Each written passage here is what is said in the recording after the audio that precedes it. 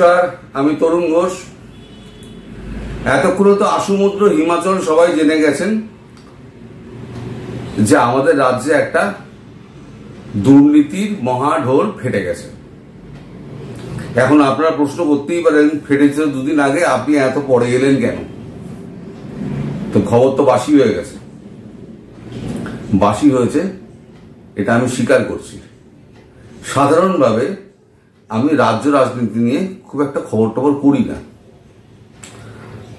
তার পেছনে অন্য কারণ রয়েছে, সেটা আমি পরে একটা ভিডিওতে কোনো একটা অবসর সময় বলবো। এখন আজকে সকালবেলা TV9-এ একটা ইন্টারভিউ দেখছিলাম, দেখে মনটা খুব ভারী হয়ে গেল। একটি ছেলে বছর 32-33-এর হবে, আপনারাও হয়তো দেখে থাকতে পারবেন। সে তার বাচ্চাকে নিয়ে এসছে, দেখাচ্ছে যে এই হচ্ছে আমার ওএমআর শিট, এই হচ্ছে আমার পরীক্ষার রেজাল্ট, আর এই হচ্ছে আমার অ্যাপয়েন্টমেন্ট লেটার। এবার আপনি আমায় বলুন যে আমি তো কৃতকার্য হয়ে পরীক্ষায় অনেস্টলি চাকরিটা পেয়েছিলাম, তাহলে আমার চাকরিটা গেল কেন? আমার ভবিষ্যৎ অন্ধকার হয়েছে, আমার মেয়ের ভবিষ্যৎ অন্ধকার হয়েছে, আমার স্ত্রী এবং আমার পরিবার, আমার বাবা মা সবার ভবিষ্যৎ অন্ধকার করেছে। এর জন্য দায়ী কে? এই উত্তর কিন্তু আমাকে খুব ভাবিয়েছে। সত্যিই তো, এর জন্য দায়ী কে? পুরো বিষয়টা একেবারে গুলিয়ে দেওয়া হয়েছে। এই ঘটনা যে ঘটবে এটা কিন্তু সবাই প্রত্যাশা করেছিল, এই ঘটনা ঘটবে। কারণ অভিজিৎ গাঙ্গুলি, বিচারপতি অভিজিৎ গাঙ্গুলি যখন চেয়ারে ছিলেন, তখন তিনি ঢাকে শুদ্ধ বিসর্জন দিয়েই গেছিলেন, তারপর রাজনীতিতে চলে যান। ঢাকে শুদ্ধ বিসর্জন দিয়ে দেওয়ার পর এরা গেছিল সুপ্রিম কোর্টে, রাজ্য সরকার। সুপ্রিম কোর্টের কনস্টিটিউশন বেঞ্চ সমস্ত মামলার নথিপত্র দেখে একটা সাময়িক স্টে অর্ডার দিয়ে কলকাতা হাইকোর্টের প্রধান বিচারপতির কাছে মামলাটা পাঠিয়ে দেন এবং নির্দেশ দেন একটা ডিভিশন বেঞ্চ করে, কনস্টিটিউশন ডিভিশন বেঞ্চ করে সেখানে এই মামলা 6 মাসের মধ্যে নিষ্পত্তি করে রায় দিতে হবে। দীর্ঘ 5 মাস এই মামলার শুনানি চলেছে। বিচারপতি দেবাংশু বসাকের ডিভিশন বেঞ্চে মার্চ মাসে সে মামলার শুনানি শেষ হয়েছিল। রায় রিজার্ভ ছিল, সেই রায়টাই পরশুদিনকে দেওয়া হয়েছে, যেই রায়ে তিনি 25,743 কি 747 এরকম একটা ফিগারের একটা চাকরিজীবীদের একটা তালিকা এক কলমের খোঁচায় নস্যাৎ করে দিয়েছেন। ঢাকিও বিসর্জন গেল আর ঠাকুরও বিসর্জন গেল, সব একসঙ্গে গেল। এই যে 25,700 কত, এর মধ্যে কিন্তু যোগ্য প্রার্থী রয়েছে। একটা আপনারা যে কেউ ইচ্ছে করলেই এখন হাইকোর্টের লাইভ স্ট্রিমিং দেখা যায়, আপনারা জানেন, এবং হাইকোর্টের প্রত্যেকটা অর্ডার কিন্তু হাইকোর্টের ওয়েবসাইটে পাওয়া যায়। আমি গতকালকে থেকে হাইকোর্টের ওই বিচারপতি দেবাংশু বসাকের ডিভিশন বেঞ্চের 282 পাতার রায়টা আমি খুঁটিয়ে খুঁটিয়ে পড়ছিলাম। দেখুন, আমি তো আইনের লোক নই, আমি বলতে পারবো না যে আইনের অনেকগুলো পেঁচালো ভাষা আছে, তা আমি জানি না, কিন্তু সরল ইংরেজি যা বুঝেছি তাতে দেখেছি উনি ছত্রে ছত্রে এটুকু লিখেছেন, যেখানে 3টে পক্ষকে ডাকা হয়েছিল: মাধ্যমিক শিক্ষা পর্ষদ, SSC, রাজ্য সরকার। মাধ্যমিক শিক্ষা পর্ষদ সে তো পুরো ব্যাপারটা তালগোল হারিয়ে ফেলেছিল, কোনো সদুত্তর দিতে পারেনি। SSC ব্যাপারটা গোলাবার চেষ্টা করেছিল, না হুজুর এটা হয়নি, না হুজুর ওটা হয়নি, আচ্ছা এইটা করেছি ওটা করেছি, ব্ল্যাঙ্ক ওএমআর শিট আমার কাছে ছিল না, আমরা সার্ভারে তুলে দিয়েছিলাম, তারপরে আমরা সমস্ত কপি ডিস্ট্রয় করে ফেলেছি। তারপরে সিবিআই রিপোর্ট যখন দেখা গেল যে সার্ভারে কোথায় তুলে রেখেছি, কোনো সার্ভারে কিছু তোলা নেই, যত ওএমআর শিট ছিল সমস্ত ডিস্ট্রয় করে দিয়েছে। এখন প্রশ্ন উঠতেই পারে, তাহলে ওএমআর শিট যদি ডিস্ট্রয় করেই থাকে তাহলে সিবিআই ওএমআর শিট পেল কি করে? সিবিআই যে সংস্থাকে এই দায়িত্ব দেওয়া হয়েছিল গোপনে চেম্বারের মধ্যে ডেকে, সেই সংস্থা একজন কাজ করত, তাকে ধরে তার কম্পিউটার থেকে এই সমস্ত ওএমআর শিটগুলো, মানে খালি ওএমআর শিটগুলো বার করেছে। বিচারপতির কাছে যখন সেটা দাখিল করা হয়েছে, দেবাংশু বসাকের ডিভিশন বেঞ্চ সেটা দেখেই সিদ্ধান্ত নিয়ে নিয়েছে এটা সম্পূর্ণ জালিয়াতি হচ্ছে।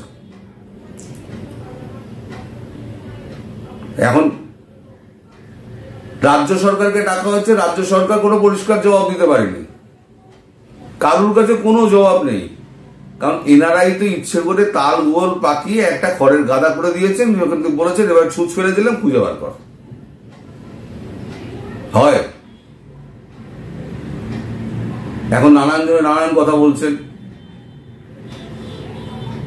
তবে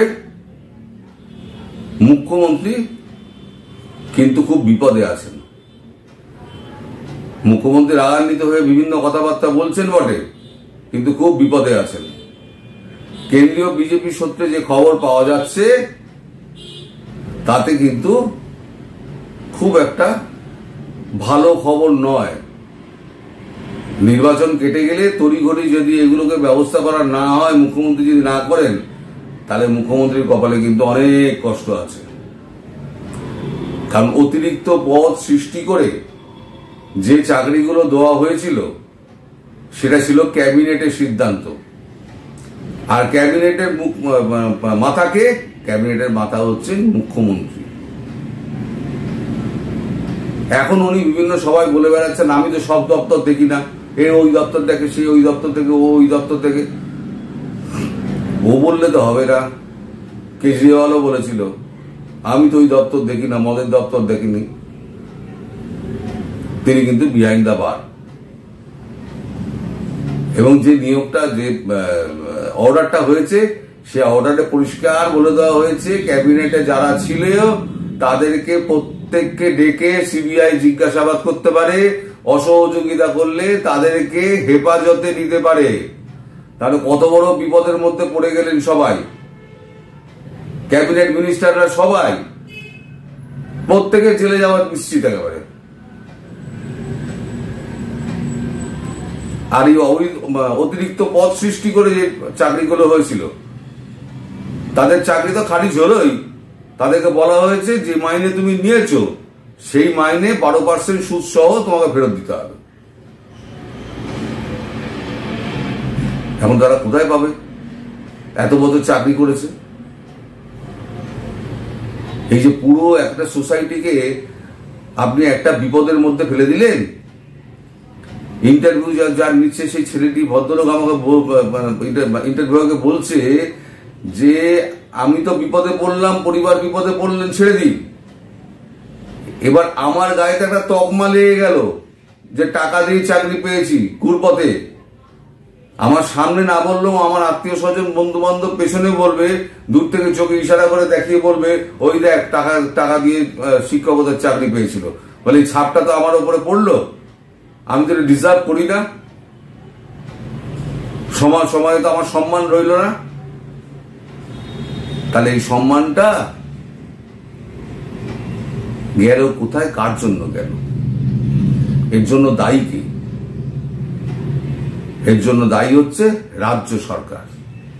রাজ্য সরকার যদি প্রথমেই গিয়ে বলতো যে না ঠিক আছে, আমরা এতগুলো গন্ডগোল কাজ করতে গেলে ভুল হয়, হুজুর আমাদের এতগুলো গন্ডগোল হয়েছে, ঠিক আছে আমরা এই গন্ডগোলগুলো আমরা সমস্ত মিটিয়ে দিচ্ছি, আমরা নিয়োগটাকে যতটা সম্ভব পরিষ্কার পরিচ্ছন্ন করার ব্যবস্থা করছি,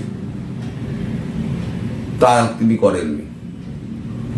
রাজ্য সরকার তা করেনি। রাজ্য সরকার উল্টে বিষয়টাকে আরো গোলাবার চেষ্টা করেছে। শেষকালে বিচারপতি লিখেছেন আমি নিরুপায় হয়ে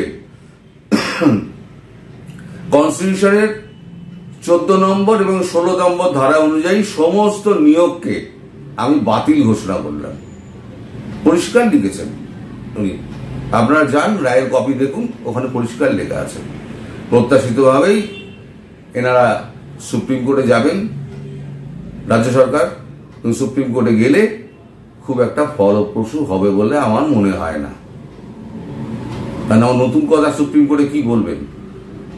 এর আগে তো অভিজিৎ গাঙ্গুলির রয়েছে, তার রায় রয়েছে, ডিভিশন বেঞ্চের তার রায় রয়েছে, সেখানে পরিষ্কার ব্যাখ্যা করা আছে। সামনে সবাইকে বলার সুযোগ দিয়েছিল, কেউ কিছু বলতে পারেননি। এখন মুখ্যমন্ত্রী বলছেন আমাদের 10,000 চাকরি রেডি আছে। তাহলে 10,000 চাকরি যদি রেডি থাকে, তাহলে পরে এই যে 3 বছর ধরে ছেলেগুলো রাস্তায় ঘুরে বেড়াচ্ছে, গাছতলায় পড়ে রয়েছে, হ্যাঁ, তাদেরকে চাকরি দিলেন না কেন? এইসব বলে আর এখন কিছু হবে না। আপনি ইঁদুর ধরা জাতাকলে পড়ে গেছেন। এখন এখান থেকে ঝটপট বেরোবার রাস্তা আপনাকেই বার করতে হবে। যে গাড়টা আপনি করেছেন সেই গাড়টা বোঝাই আপনাকেই করতে হবে, এবং যত তাড়াতাড়ি সম্ভব করুন। না হলে পরে কিন্তু মানে কেন্দ্র সরকার কিন্তু ছেড়ে কথা বলবে বলে আমার মনে হয় না।